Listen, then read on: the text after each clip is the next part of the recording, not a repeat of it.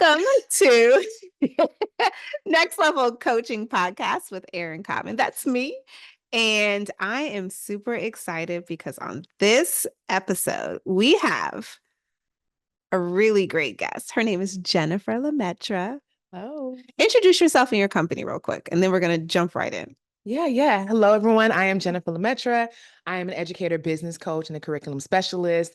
And I help educators to be able to monetize their teaching skills. They can create 5K months on part-time hours. Oh, I like that.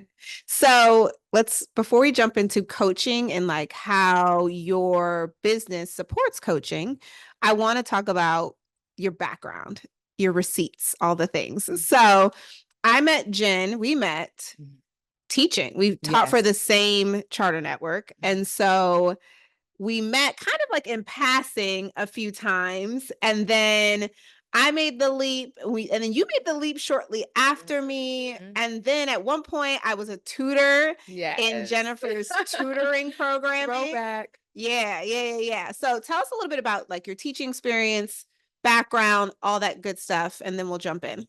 Yes. And so I feel like I always knew I wanted to be a teacher. Like I know some people kind of stumble into the teaching profession, especially in charter school networks. People become from everywhere, right? And so, but for me, like I went to school, studied early childhood, dual certified in general and special ed, and really just knew like I wanted to be in the classroom. Like the smell of Mr. Sketch markers still excites me. Like I love anchor charts. I definitely love that setting. And so I taught primarily elementary school, so K through 3 was my jam, and taught. That is not my jam. I know, but see, I can't do middle school.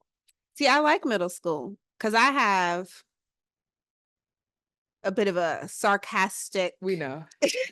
They may not know. Oh, they do now. You're welcome. So middle school, we're right here because I can go toe to toe with you, and you understand, and then I understand. Then we're all good. Little kids, I might make cry. I can see that. It's that, and it's also like the constant like teaching you how to do school for little kids is hard for me. Like, because kindergarten, you just like, this is a desk. Don't do that. No, right. Like, because they don't know how to go to school. They don't understand like this is school. So part of it is also teaching them like the social concept of, I mean, if they went to like preschool or pre-K, maybe, but like some, in Georgia, that's not required. That's true. So some kids, it's like, what is this place? But I think there was something about that I loved. Like I love knowing that I could be, because I always say like the battle is won or lost in elementary school. I would agree. And so I want to be my students one of their first and early experiences, because hopefully, right, that kind of like will set the trajectory for what's happening next, and that school doesn't feel like this, laborsome experience that they just dread going, and so, and plus I am very much like nurturing and like a you're like bubble spirit. I'm bubble, right? Cheerleader me. Yes, okay. And so I do well there because I remember doing my student teaching. I had to do because I'm K through 12 certified. Okay. So I did student teaching in middle and high school. So in middle school, first off, the girls like they were like, okay, we go shopping, right? And then like the guys were like, you're not my teacher. See, middle school girls will make you feel good about yourself. They're great. They're like, I like your hair, I like your nails, I like your outfit, I like your shoes. Like you be like, they were until you make them mad.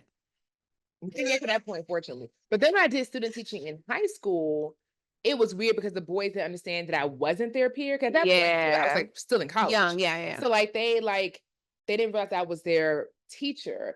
And at that point, they're bigger than you. Oh, yeah. So, and I was specifically working with children with BD. So with one kid, he was a senior, he was like 6'1", and he had an anger issue. I'm like, I'm not trying to anger you. I can't fight you. Okay. So I'm like, let me go to where it's clear I'm the teacher. I'm the adult. So that was elementary for you. Okay. And so what was your first introduction to coaching as an educator? Like, what was that like for you, being coached? So mine was actually within the charter school network that you're talking about. Prior to that, I taught in public school. And I remember my very first year of teaching, my first evaluation in the classroom wasn't until almost like spring. This was at your public school location? Public school location. And Spring, first year teacher. And here's the thing that's sad about that. You're not the first person I've heard say that. I've heard a lot of people say, yeah, beyond like my required evaluations, even as a first year teacher, if we think back to our first years as teacher, there's very few people who I think could tell me like, yeah, I had a rock star first year. right. And if you did, I think you're a little delulu because there's just no way. It may not have been on fire, but to think that you were a first year teacher and like killing it is right. like, probably not. But they've said that their support looked like required meetings, PDs, and the required evaluations that their admin was required to do, and that was it, which baffles me. Which may have been maybe twice a year, Yeah. right? And so first year teacher, you want to do well. Like you're excited, there's a novelty to all of it. However, it's a miracle my kids made it through that year. Like I don't like what they teach you in your teacher preparation program is more theory and high level. Like the application is happening in the classroom. And so I did the best I could with what I knew, but Yeah. quite frankly, everyone has blind spots. Yep. We don't know what was happening for real at that point. And so it wasn't until I got to the charter school network that I was a part of that I experienced actually being coached. And if I still think about him, he blew my mind, right? Like he was coming to my classroom almost weekly. Yeah. In the beginning. And it was very constructive. It's very helpful. I really do attribute so much of like my teacher finesse to the time when I was having someone come in and highlight what I'm doing well and highlight my opportunities for growth and all those different things. And I do believe that part of why I'm a dynamic educator now is because of the coaching I received. That's a clip. That's a soundbite. Because here's the thing. What I really liked that you said was the finesse, teacher finesse, because I think sometimes people think that coaches are going to come in and try and like control you and like impart their own particular style and like bias on you or in like teaching beliefs. And I think a strong coach allows you actually to take what you naturally do as a teacher and your own teacher style and swag and then support it with like the pedagogy and like those pieces together to help you develop kind of like your teacher finesse and brand. So I like that you said that. Okay, so let's transition a little bit into how you are a coach now. So like I would say, do you consider yourself to be a coach? Yes, yeah. I would say I definitely, because when I think about it, it's interesting because I had to recognize the distinction between the teacher, like Jennifer, the educator, and the teacher, and Jennifer, the coach. Because teachers, I feel like sometimes we're given the role of like, you're supposed to have all the answers. Yeah. You need to, I'm giving you boom, boom, boom, just go do what I said, essentially, you know? I mean, of course, we do help to foster them to be able to like stand on their own legs eventually as well. But teachers, like the kids coming to the classroom looking up at you like, what's up? What's up? Are you going to teach me? And I had to figure out what my coaching style would be as a seasoned educator, like teaching 10 years, that's in me, right? But then with coaching is more like, how can I facilitate you recognizing the brilliance you possess versus telling you it must look this way. And that's something that's different. So I think for me, when I first kind of entered, I think you asked like, how did I get into this space? It started with me actually stepping into entrepreneurship. So I started my own tutoring business back in 2018 out of need, right? Like I had randomly, like temporarily lost my job. Child, I was stressed. Okay. I had not been unemployed since 14. So I didn't know what to do. Okay. And so I did what I know to do. I started tutoring. Right. I'm like, okay, I'm just going to take my skills and just tutor. And I eventually got another role in the classroom, but I did teach part-time or tutor part-time while teaching full-time for 3 years. And as I was building up my tutoring business, I started sharing on social media, sharing about what I was doing. And other educators started messaging me like, man, what's going on? Like your tutoring business looks so great. How are you doing this? How are you doing that? And I was just answering questions. Very like, I didn't even know about the online coaching industry. You were almost coaching informally. I was. I didn't know it. I'm like, oh, Mhm. yeah, sure, each one teach one kind of thing. I didn't even think about it as like, this is Give low your key ideas becoming. away for free. I was giving it away, child, Lord. So, and I did that for a long time, and Yeah. it got overwhelming because I was getting so many questions. I felt like it felt like another job where I was not only like answering questions, in some cases I was sharing resources. I was like, I'm like, okay, wait, I'm doing a lot. And then I started to realize I want to support my own business. I didn't want to freestyle in my Yeah, business. I yeah. started taking my own business seriously. And then I sought out my own coach. And that's when I kind of had my introduction to the online coaching industry. So I want to dive into that. Yeah. Even in the space where you were helping and coaching, you had a coach. Mhm. And I think sometimes people forget, like, whether it's instructional coaching, whether it's in the education space, like the key piece here is the idea that we're always constantly learning from others around us. Yes. We're always picking the brains of others and saying, I'm worth investing in whatever it is that I want to be. Mhm. I'm worth investing in a coach and an expert to push me and grow me. Mhm. And so sometimes when I get into education spaces where I either hear people don't value coaching, or it's like the first thing in the budget to go, or people don't necessarily see the value of what a coach does. Mm. I always am confused by that because in so many other spaces and places, coaching is a regular expectation. It's an Mhm. expectation that you're constantly adding to your toolkit.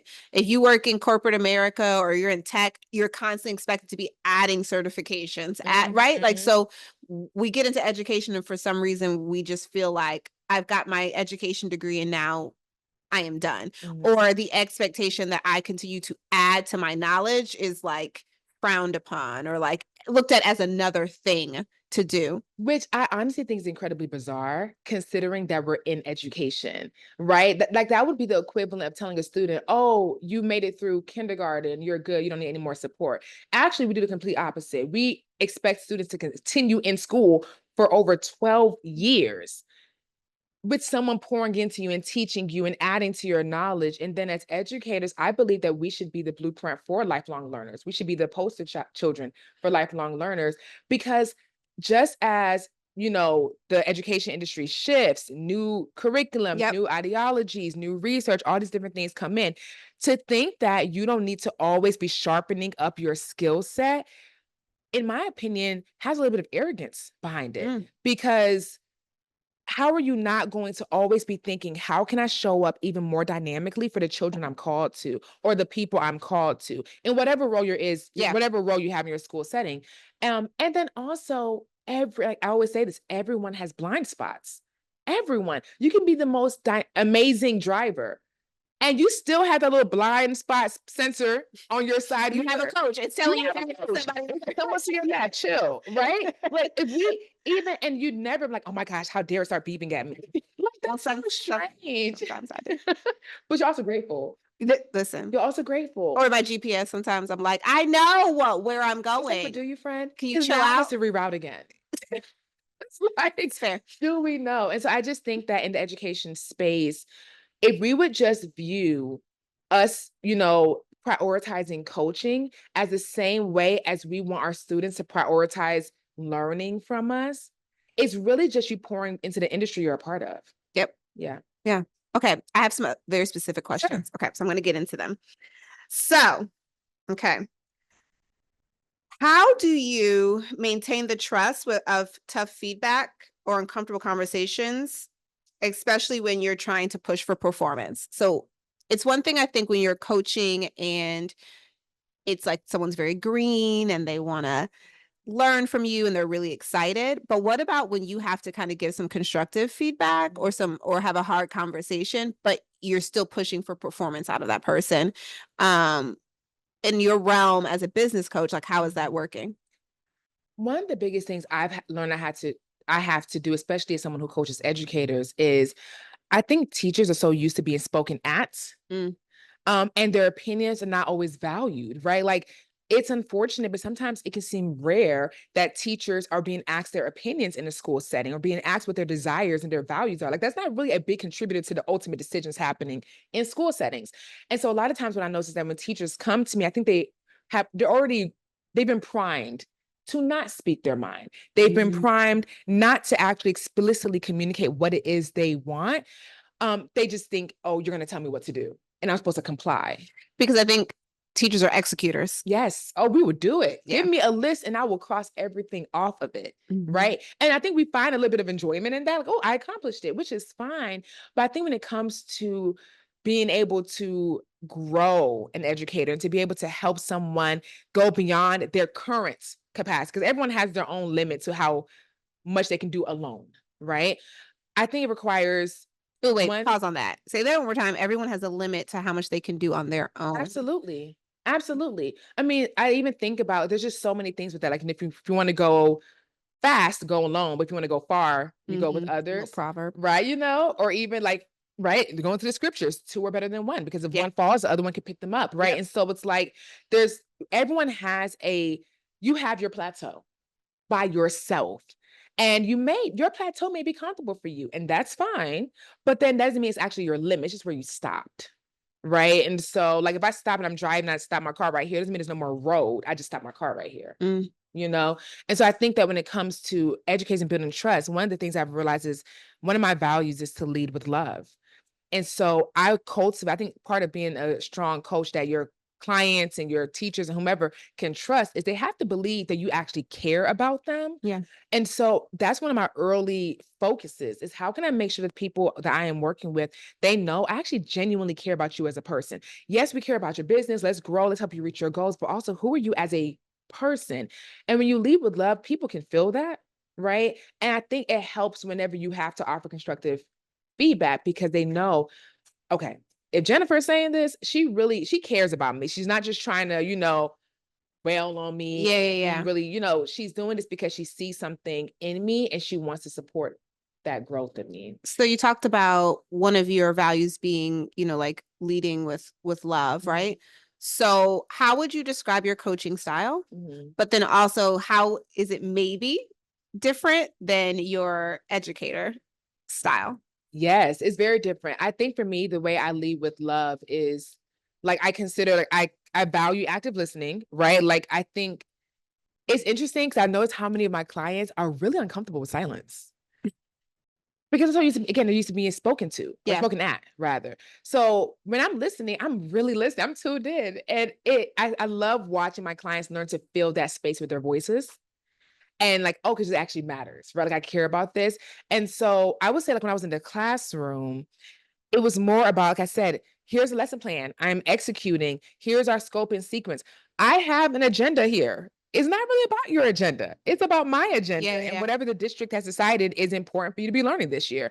That's different. Even like in my time as a grade level chair, I still had to also, I Mm-hmm. still had admin. I still had people above me. There was still Yep. an agenda in place, even the way that I was supporting my team.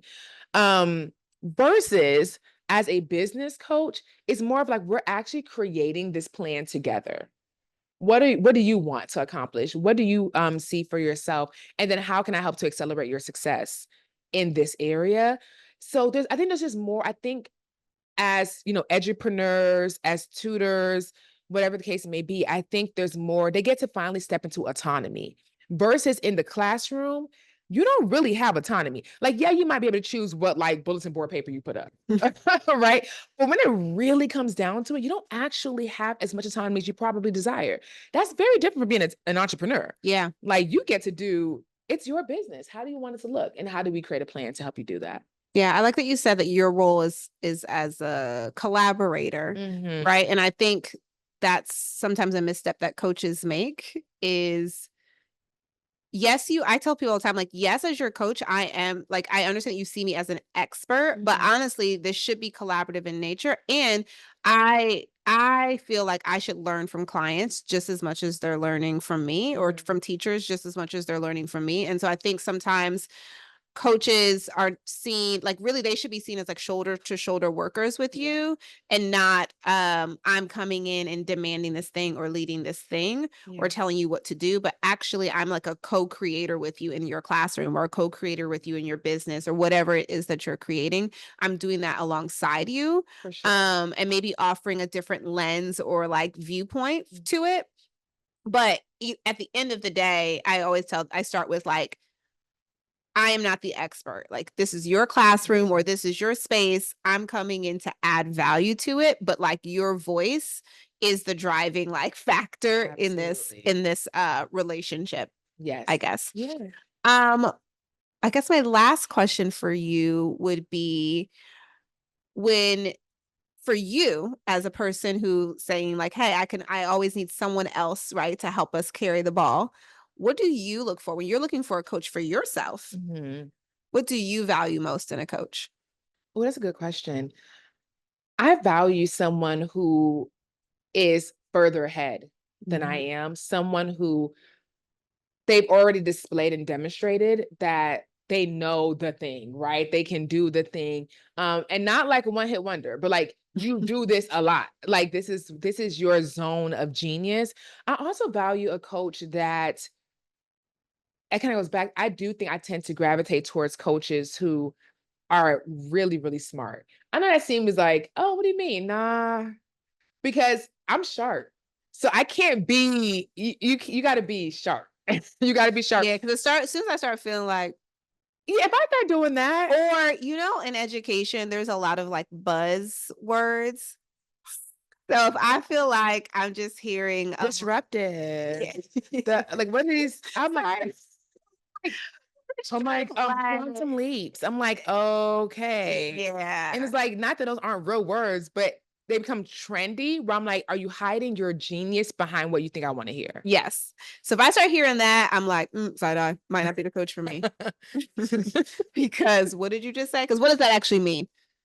And how does that apply to my specific context, right? Because you should be able to take those concepts and apply it to me specifically, right? Because a good coach can differentiate. So if you're not differentiating for me, you're just giving me like the same old thing you're going to give the next person, then cookie cutter. is this right? Is this coaching truly going to be transformative for me or not?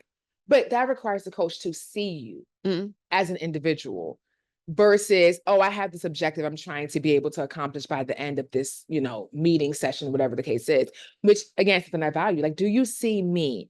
And I know that everyone, it's not that I need to be a special unicorn, but do you see me? Do you understand my unique situation and my goals and some things that maybe you can't coach me the same way you coach? Like, I'm a mom, right? Like, you can't coach me the same way you're coaching someone who just graduated from college, maybe has no children, no real bills yet, or whatever. Like, I'm like, nah.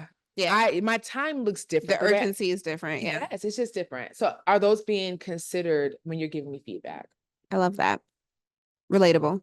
Yeah. So sometimes I like to end the podcast. I just made this up right now. Okay. I said sometimes I like to. Okay, with something that like only educators would really understand, but like lighthearted. So who do you think is more important in a school building? The lunch lady, the janitor, or like the head of maintenance? Like, who would you be like, that has to be my bestie for life?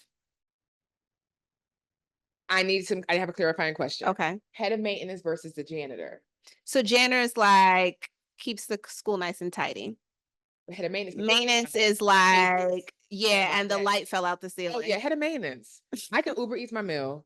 All right, I can sweep my own meal. We still appreciate both now. Yes. We appreciate all if you roles. would only be besties with one. Yes, because especially, you know how many times the school year started and I need extra tables and desks? Okay. Who am I calling on? Okay. Head of maintenance, come please. Okay. I think say the cafeteria. Really? Why? Okay, one, inside of me, I'm very greedy. Okay. And so I used to shout out to Miss Pat. Don't know where you are right now, but Miss Pat used to want to make me like a specific salad. I wouldn't even have to ask. Sometimes I would just like bring my kids to the cafeteria and she would have a plate for me on the side. They would do like fried fish Fridays. Thank you. Because if they didn't like you, if you were a teacher, they didn't like you, were not getting extra fish. It was a wrap for you. Like you one piece and that's it. You get the same thing the kids get. Nah, you were in a charter school network, friend. Because in public school, it don't matter. You don't care if you're the lunch lady's friend. Everyone's eating the same frozen meals. Okay, you talk about Fish Fry Friday, friend. We only had that in charter school. That was not happening. Fair, but she would make sure we like literally. You could put a salad order in. She would make sure I ate because I'm sorry, as an assistant principal, there were days where I had all intentions to eat, and then there'd be a fight, an angry parent, teacher crying, and something else, and then I look up and it's 4 o'clock and I haven't eaten. That's fair. So she would make sure that I survived the day. The maintenance man stuff, like I'll just figure it out, put some tape on the door or something. But the food I needed to eat to sustain my lively myself. So I'm going with the lunch lady. Okay. I'm going with the lunch lady. That's cool. Okay. So how can people keep up with you? How can they follow you? Give us all that work with you. Give us all the things to find you. Yes, yes, yes. So I'm very active on Instagram. So you can follow me at the Jennifer Lemaitre. Let me spell my last name, Lemaitre. So the Jennifer, two N's, one F. And you can work with me in private coaching. I support educators in that way. You can also download some of my free trainings. That way you can get access to that as well. But everything is there at the Jennifer Lemaitre on Instagram or my website, jenniferlemaitre.com. I so appreciate you coming. This is like also just, it's This is so very, great because like we've been in each other's world for so long. Like Erinn was again, like you said earlier, tutoring. yeah. We were in a book club together. Oh, yeah. This is great. You were on my podcast. Yep. And so yes, I'm so grateful to be here with you and to connect in this way. Yay. Yeah. Okay. Well, thank you for joining us, and we will catch you next time.